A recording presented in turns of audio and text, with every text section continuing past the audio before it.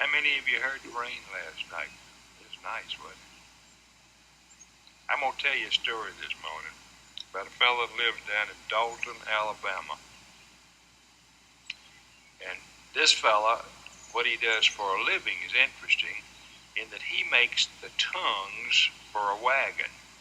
Now, for those city boys out there who don't understand what a tongue on a wagon is, it's the wooden piece that fits right in between the two horses, and it holds all the weight of the wagon. And that piece of wood has to be the strongest thing about that wagon, or it's going to break. Now, this fella lives down in the plains. Lots of tall, straight trees all around him. He could go out his back door and cut a tree, and it'd be real easy to make a tongue out of a tree right in his backyard.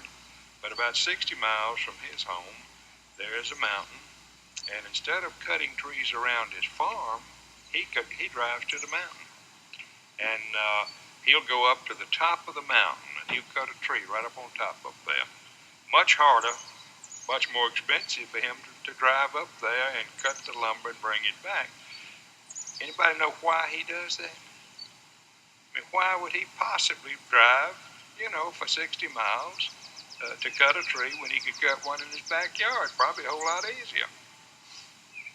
Well, I think the reason he does is because he knows, like most of us know who've been around a good many years, that adversity is part of life, and adversity brings out the best in us.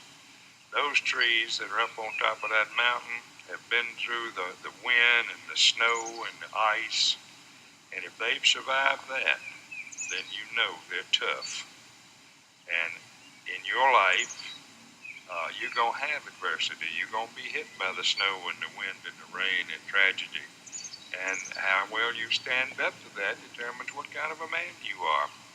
So when it does happen, and it'll happen to all of us, you remember adversity is part of life and a necessary part of life to bring out the best in you. That's our thought for this morning.